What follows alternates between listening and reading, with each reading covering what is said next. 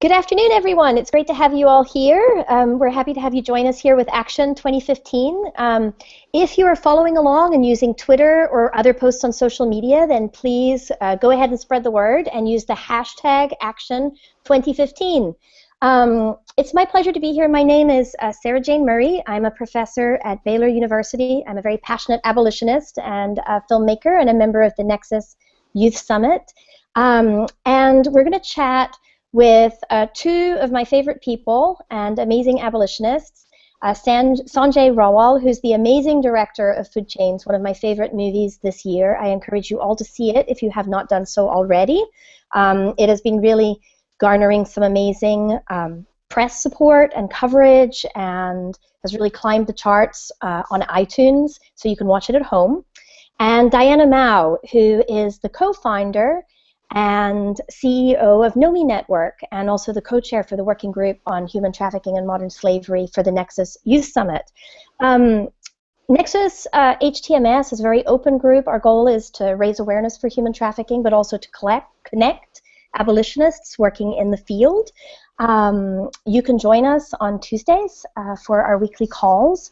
It's really headed up by a unique group of 3 individuals. I just want to give a shout out to Patrick Gage, Melissa Jane, Confield, and Diana. So without further ado, I'm going to turn it over to Sanjay and to Diana to tell us a little bit about themselves and give them 5 minutes or so to talk about their organization and their work, and then we'll field some questions for them. Sanjay, I'll let you go first. Well, thank you. We'll start from in order of least impactful and least important. Diana is the real star of this show. My name is Sanjay. I'm the director of a film on farm labor called Food Chains. Executive producers were Eva Longoria and Eric Schlosser, who wrote Fast Food Nation and narrated by Forrest Whitaker. But it came out in November, and it's, as Sarah Jane so kindly said, it's available on iTunes and Amazon right now, and it'll be on Netflix in March. It explores the economy of farm labor in the United States, an industry that started with trafficking of the worst sort, where the majority of the populace working on farms in the United States were actually brought as slaves from Africa. And our film looks at the economics these days of farm labor and looks at the legacy elements of slavery that still exist. Number one, the farm economy in the US and many developed nations have always relied on the most vulnerable workforce. And what I mean by vulnerable are people that have a desperation for a paycheck. And when someone is desperately poor and is working paycheck or living paycheck to paycheck, they're willing to put up with a lot more abuse than the normal office worker, for example. The questions that a worker has to ask themselves sometimes is, do I put up with this abuse, or do I feed my children? If you look at the lack of enforcement of a lot of labor laws, particularly in geographically isolated places like America's fields, and you couple that with a population that, number one, might not know their rights as immigrants, number two, might be so desperately poor that they're unwilling to lose their jobs over an injustice, you've got a scenario where modern-day trafficking can exist. Now, the term modern-day slavery is a very carefully derived term. The word slavery is not used in the same sense as chattel slavery. People aren't born into modern-day slavery.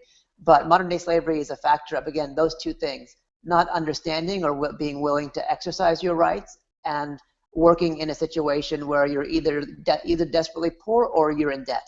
So long story short, in Food Chains, in one of the stories, we look at the prevalence of modern-day trafficking and human rights violations, particularly slavery, in the fields in the United States. And we look at one group of workers, the Coalition of Immokalee Workers, or CIW, that have been able to eradicate slavery from the fields of Florida by getting the gigantic purchasers of fruits and vegetables like the Walmarts and the Whole Foods and the McDonald's of the world to understand that slavery is an issue still, trafficking still is an issue, and the people that control the money control the power to eradicate those human rights abuses. Thank you, Sanjay. You know, I think it's so important, I'll just say before we hop over to Diana here, of telling these stories as stories and not just as statistics. And I really want to thank you for the amazing job you guys have done in this movie of doing that. I think it was Jerome Bruner back around 1986 who did the psychology research that shows that we're 22 times more likely to remember a story than a fact. And I think that for that reason, you know, the impact of film and modern storytelling on this movement is really an unprecedented potential to change people's hearts and to cause people to take action and to eradicate this. So thank you for everything you're doing. Diana, I'll let you introduce a little bit what you do before we jump into some questions. Yeah, no, thank you so much. And thank you so much, Sanjay, for joining us.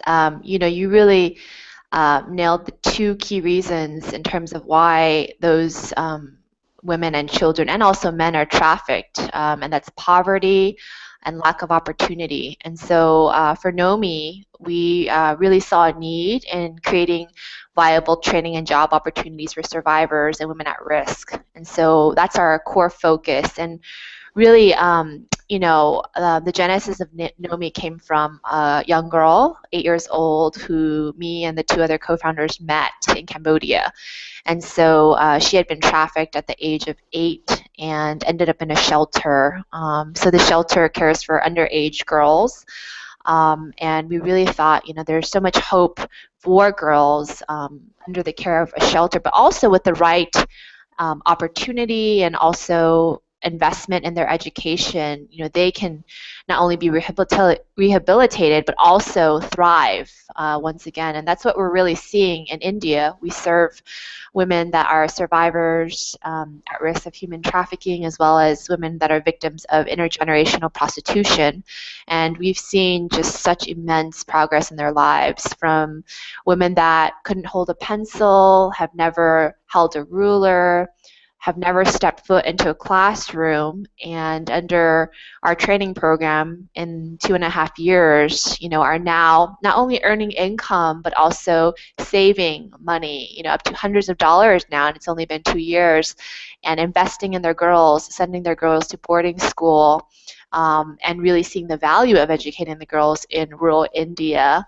And also, particularly a girl that we've been working with recently, she was trafficked at the age of 15, and you know, we really had to go into her community and even confront some of the pimps within that community to basically release her. And so our program team is on the front lines of seeing girls like Rashi, you know, come leave the brothels and be really given the opportunity to work. And a lot of the women, you know, they really want to leave those circumstances. They just don't have any other alternatives. So our program really gives them a voice and a choice. And in many cases, when they do have alternative income opportunities, as Sanjay also reiterated, they are able to be more secure and also provide for their families in a way that they are proud of, and that they can really see the value of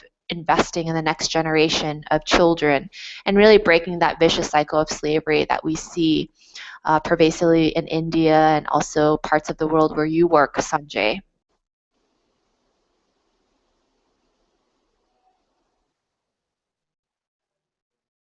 Oh, sorry, Jane, I think you're on mute. Can you? Am I off? Yes, you're on. It was now. bound to be some kind of unforeseen technical glitch. I'm Irish. We bring them with us wherever we go. So thank you, Diana. You know, Sanjay, I'd like to begin by asking you a question to share a little bit from a personal perspective for us here. You know, for anybody who watches Food Chains, we realize that this is about much more for you than just making a movie. If I recall correctly, it's mainly Publix and Wendy's are two of the large corporations that haven't yet signed on to the Fair Food Act, and there's a scene in the film where you actually try and go and negotiate yourself, getting people to talk to the workers, and we see your passion and your drive for this. Can you explain to us a little bit where that comes from and why the deep personal engagement with this subject matter? Well, an interesting question, Sarah Jane. So I had to think about it for a second. You know, I come from an agricultural family. I grew up in California, and my dad was a tomato breeder. But at the same time, I was encouraged by a mentor of mine named Sri Chinmoy to get very involved in human rights work around the world. And I saw a lot of horrific abuses, as I'm sure you've seen and Diana has seen overseas. And we always think that the issues that are in developing nations have been eradicated in the United States simply because we have a system in place, we have laws in place, and you know, some idea that some of these laws are being enforced. But it struck me when I read a book called Tomatoland by Barry Estabrook about the plight of tomato workers in Florida, that many of the abuses that I'd seen overseas were very much in existence in the United States. Abuse doesn't discriminate based on geography. It doesn't discriminate based on legal status. It doesn't discriminate based on race, ethnicity, or creed. It really preys on people that are vulnerable and or poor. And you know, poverty is very much, you know, a reality for millions of Americans.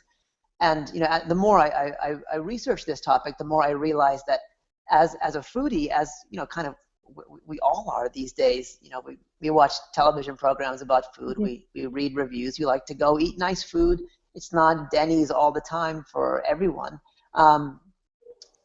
In this very powerful food culture, it seemed to me that people weren't asking the right question yet. I mean, we asked, you know, how was this mushroom harvested? You know, what was this chicken fed? But we're not asking whether the people who are responsible for bringing us that food, if they themselves are being paid a living wage. I think that goes to your comment, Sarah Jane, about storytelling, and I know that this is one of Diana's specialties too. It's like, how do you make people feel connected to an issue that they might not have a direct connection with? How do you make them feel that their actions, however small, in my case, you know, going to a supermarket and picking out a piece of fruit, how do you make people understand that even simple choices like that have direct impacts on other people's lives, and impacts that can be as powerful as modern day slavery, as powerful as sexual harassment? I mean, none of us want to really know our full impact because it's a dark, dark world out there. But without raising a certain level of awareness and consciousness, you know, we can't expect to see anything good happen in this world. Yeah, you know, it's really shocking how much so many of us live in total blindness as to how we're contributing to problems and issues that we would never want to contribute to if we knew better. I think that's really shocking. We don't think about the ease of being able to text a friend where the parts came from in our cell phone, you know, or buying a burger at Wendy's. You don't think about what you could be contributing to, and that's one of the reasons I think this is so important. Diana, I know you have some deeply personal stories too, you know, I'm thinking in particular perhaps you could share about some of the weightiness and the difficulty and the challenges on a deeply personal and organizational structure that you face working in foreign countries in these issues, and you know, why it is that in the face of, for example, some of the things that happened this fall, you stand up and still fight on against these issues. Yeah, no, thank you for that question, Sarah Jane. And you know, our largest program is in India, in Bihar, the poorest state where there's a lot of corruption, and we work, you know, literally within the brothels. I myself have sat in brothels during 2 years ago when we were sharing with the women in that brothel about our program. And you know, now I'm less on the front lines and, you know, more in New York, but our program manager and our co-founder is there 24/7, and our program manager, you know, faces death threats. Just recently, our photographer got back and told me that he witnessed our program manager confronting and talking to a pimp who was trying to get one of the girls back into the brothel, a girl that's recently joined our training program. And so constantly it's a battle, you know, not only with the system, that the criminal system on the ground, but also law enforcement sometimes isn't the most Yeah, I'm here. cooperative, and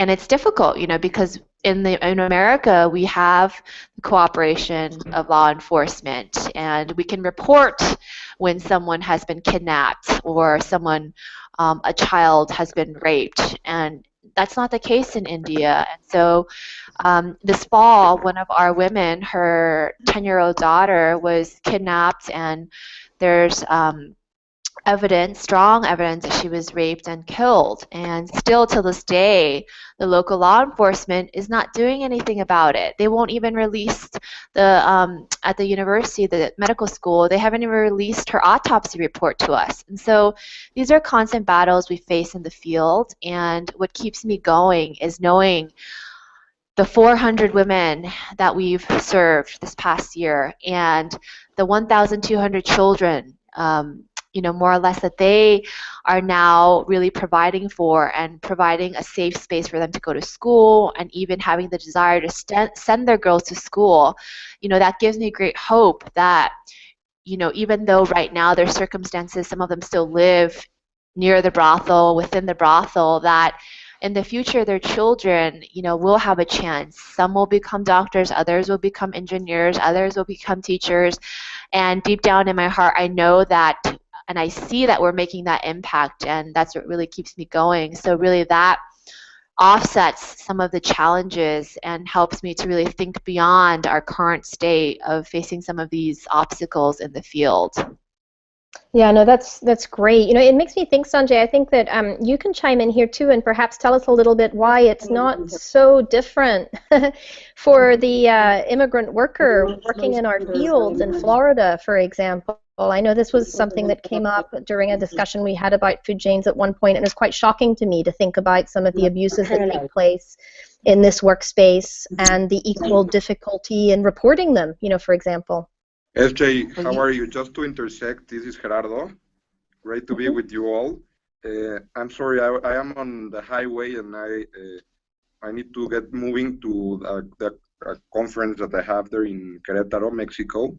But I still wanted to stop. I'm on a City Express, and I wanted to have this opportunity to speak with you. Thank you, Diana, for really the invitation. And I have two good friends here that are listening in with me. And when I requested to stop, I told them that only for a cause that has the closeness to my heart, like the one that you manage in Nomi Network, and I think that as Nexus we could all identify that this is our primary responsibility and occupation, not preoccupation, is how we can really push it forward, and by moving everything else that we're doing on the day and really trying to move the agenda on this point. So thank you truly for the invitation. I'm so glad you could jump in, Gerardo, and I just want to introduce you for the people who might not know you. So those of you who don't know Gerardo, and I know many of you do, he does so many things in the social impact space and works with the United Nations, but most notably, I know Gerardo through work with the He for She movement and the Young Men for Gender Equality. And I know, Gerardo, that you really believe that that is one of the issues at the root here that can help us alleviate a lot of these problems across the world. Would you like to speak a little bit about that for us? Oh, I think we might have lost him. No, I'm here. I'm here. Okay. Mm-hmm. Yes. Thank you, SJ, and obviously you are one of the best advisors we have in the organization, and of course a huge supporter. I don't know many people that have worn He for She pin in an internationally acclaimed video other than you and Emma Watson, so thank you very much for that. So, well, first to start, I think that the topic of gender equality is extremely relevant. Why? Because if my numbers are not mistaken, from what I have learned from you, more than 70% of the cases of human trafficking involve women and young girls, unfortunately. So in every case and situation where women are disproportionately affected, we need to learn and speak about the issue of gender equality and how is that being a factor. So how can truly gender equality, United Nations, UN Women, the He for She campaign be of any impact? Because I think that's why we're all gathered here on Nomi Network, on the general fight against human trafficking. First is by recognizing that a tremendous problem, a tremendous pillar, and I think one of the bases of why women enter into this problem is linked to two of the pillars that we work on. The first one is the obvious one, the eradication of violence against women. I was thinking in my way here that there's no worst form of violence, and there is no worse violation to human rights than when someone takes away your liberty. And for me, it's very sad when I hear people say that, well, it's not sad. I hope that once they will say it for real, but still many people in the world think that slavery has ended, and we have the biggest amount of slaves in the world, in the history of the world at this point. So that is tremendously offensive. Secondly, I had the bad fortune. Well, I'm going to talk about the second pillar, and then I'm going to go to this story. The second pillar that I think is extremely related is the economic empowerment of women. I think that if we invest in economic empowerment, if we not only invest, but truly support and give women a chance, and that's what the He for She comes in to do, to show men how much of a value we earn by empowering other women. For example, many of you know my mother, who is a women entrepreneur, and she employs other 80 men. And I only say that women empowerment is relevant to this topic because I think that it significantly reduces the possibilities of a women being in this position of human trafficking if she is truly economically empowered. So I think that those two topics is my main reasons for what I want here. But also, when you speak about gender equality, you need to speak about the shift in culture, because it's the oldest living problem since Eva was born from the, how to say, costilla, from the body of Adam.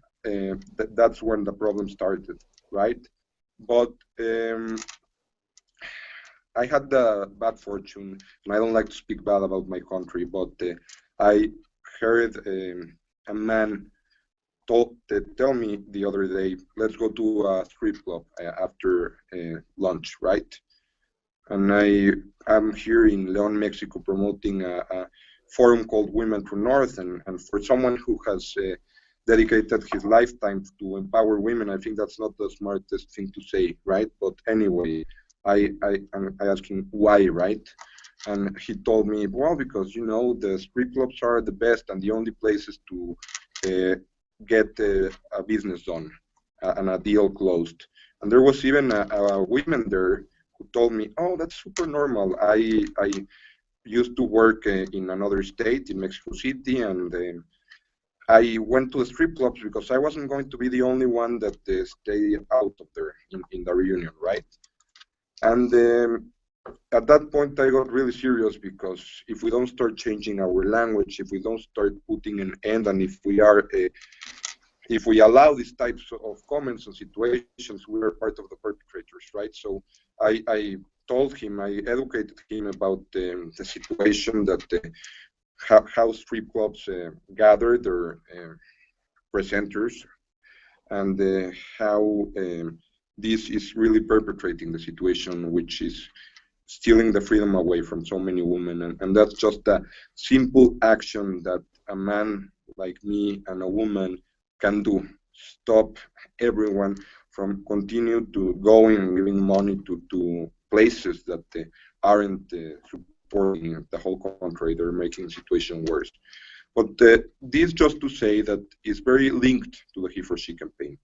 The He for She campaign, more than an intellectual movement, that it is based in academics text, of course, but more than something of intellectual, more than something of more technical. It's something that gets to the masses. It got to 1.2 billion people in less than 10 days in 2014 through the fantastic speech of Emma Watson. And I think that if we're going to make an effect in the world of human trafficking, we as well need to reach to the masses, and we need to make this accessible. And that's what you're doing in Nomi Network, Diana, and that's why I admire you so much. And I spoke about the action, more about what I have done in the United Nations and the speeches and the projects and the programs, because I really want to speak about what the everyday man can do. And stepping up and stopping and transforming behavior, and not only doing lip support for this cause and having a sign that says end slavery now. That's fantastic, because that helps in the awareness, but truly we need more advocacy and more action on this topic. So I think that one of my recommendations to this forum is that we make more clear, more easier, and more known the facts, the actions, the concrete steps that the everyday man and women can take to stop human trafficking. Because I don't believe that the man that invited me to this place was a bad man or wanted to support slavery, but I think that he just wasn't aware, and he just didn't knew about the topic and about the relevance of not going. And I think that sorry, I was just going to say, you know, that's something that I think that we were just bringing up a little bit earlier with Sanjay too. You know, nobody goes out to buy their fruit thinking that they're supporting slavery, but if they don't know, they just don't know any better necessarily. And in that sense, we really have to change people's hearts and not just spread statistics, right? I know that a mathematician worked out a really interesting number spread for me, and Diana earlier last year, at the end of last year, and it's as simple as, if you know, two people, if one person tells two people a story, who tell two people a story, who get passionately enough engaged to tell two people a story, then interestingly, even if they never told anybody else, over the course of 30 years, more than 2 billion people would be reached with that message and become passionate about it, if they truly become converted to it. And if on top of that they started the process over every year, we would reach the population of the whole planet in a far lesser interval. And that's kind of exciting to me to think about. So with that note, I'm going to ask all of you, maybe Sanjay and then Diana, and then we'll come back to you again, Gerardo. You know, what is it that we should be telling people? Like, what is it we should be getting people to buy into? And why will that help us change the landscape over these next 5 to 10, 20, 30 years? Well, I personally can only speak to the issues within the food sector. But again, it's like everyone who eats is affected and is responsible for the lives of, you know, millions, if not tens of millions of people who help to provide our food. I always say that movements don't begin with answers. Movements begin by asking questions. And people who sit on the top of these large supply chains, whether they're food, whether they're fashion, whether they're manufacturing or retailers, they're the ones who have a lot of power to enforce human rights all the way down their supply chains. So the thing I tell people in the food world is ask your chef, ask your restaurant, ask your grocer if the people that provided the food that you're buying were paid a living wage and were treated well. Chances are you won't have an answer. You won't get an answer for that right away. But again, nothing starts with answers. Things start by asking questions. The organic movement didn't start overnight. The organic movement didn't start with 80 or 90 different products being available. It started with 1 or 2 things and a lot of people asking for more information. So that's what I say to people. You know, the system changes when people want to become more aware. I think that's a wonderful answer, and I love that idea that it starts with asking questions, not with answers. And I just want to encourage everybody who's been on here today to get on over to Twitter and social media, and it's at Food Chains Movie, if I remember right, your handle. Is that right, Sanjay? Yeah, at Food Chains Film. At Food Chains Film, and you're just such a wealth of knowledge. I'm so glad you could join us. We still have about 5 minutes left, so Diana, I'm going to ask you to answer the same question, and you also, Gerardo, and then if anybody has some closing thoughts they want to chime in, by all means do. Yep. Thank you, SJ. So for Nomi specifically, and also for Sanjay, really is to look at supply chain, whether it's food or products. Someone said something at a Delta conference I recently attended, that we are all slave owners, and that is a reality. If you read the Department of Labor report and just study that report, you will see that every person owns a product that is tainted with forced or child labor. So we need to look at alternatives, buy products that are fair trade, purchase products that are, made by Nomi. We have our Buy Her Bag, Not Her Body collection. And these are products made directly by the women. They benefit the women as well. And the proceeds are invested back into our programs and other programs related to creating economic opportunity and training. So that is just one thing that every person who's a consumer can take action immediately. And the second thing is change our terminology. Women are not sex workers. They're not prostitutes. They are women in prostitution. They are women that have been exploited. Now, if you studied also the sex industry, you will find that no woman has self-selected. A lot of times they've been previously exploited or sexually abused. And so I think we really need to think about the terminology we use and shift the culture, as Gerardo so eloquently pointed out, is critical. Thank you. No, absolutely. So important. And I'd encourage anybody on here too, if you're thinking, my goodness, I wonder how many slaves work for me. I'll give a shout out to our friend and Nexus and UN supporter Justin Dillon, and many of you know well, and jump on over to slaveryfootprint.org. And you can literally compute a sort of approximation of how many people are working to provide the products that you consume. And it's a big reality check. Gerardo. Well, I'm going to do an actual demonstration of how I think that we could change this reality. And I'm going to show this first.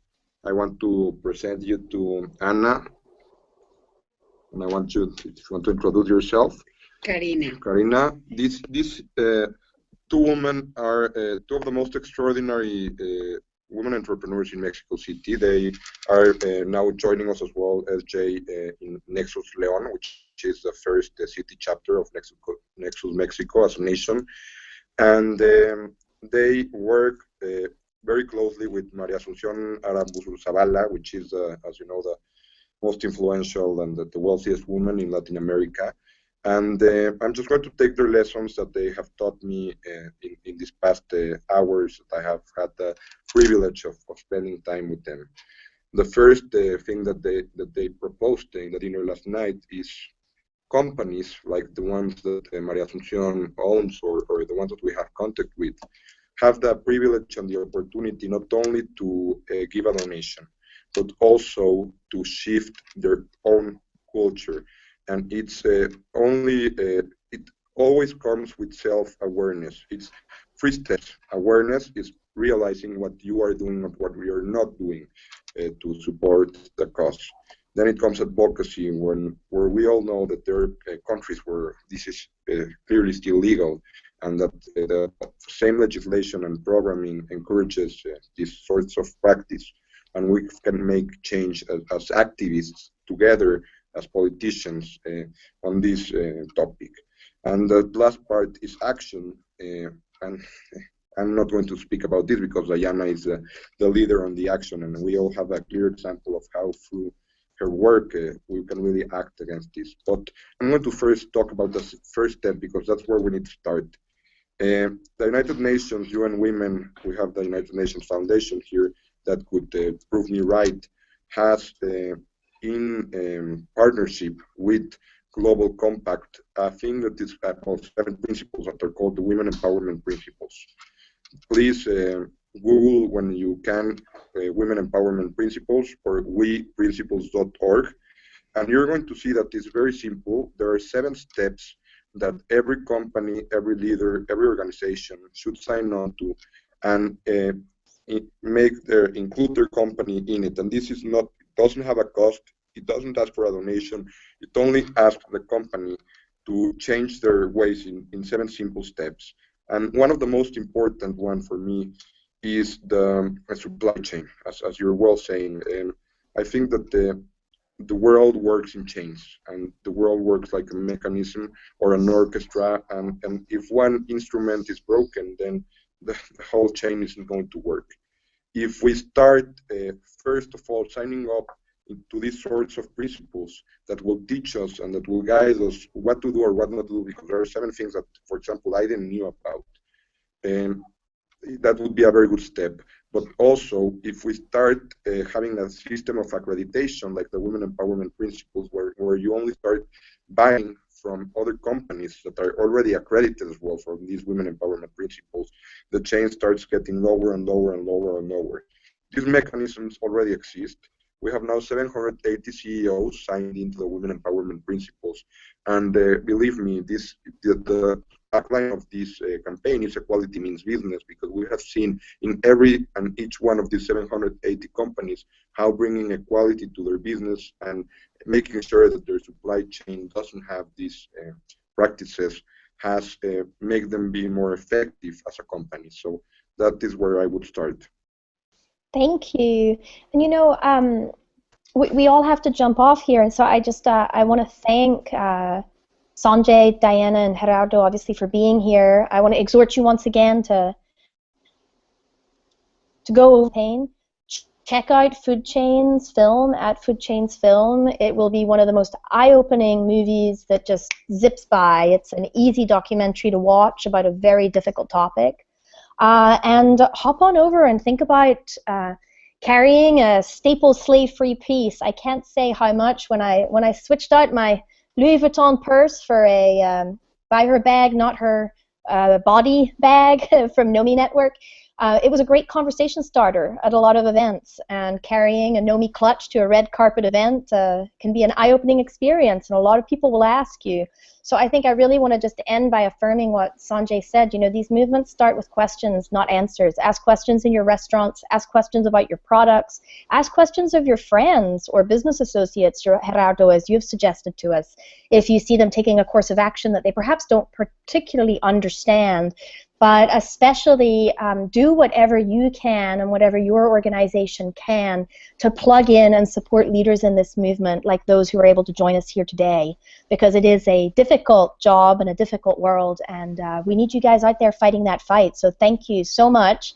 Thanks to the UN Foundation for having us, and to Action 2015, and to Nexus Youth Summit and HTMS for helping to co-host this today. I hope everybody has a great afternoon.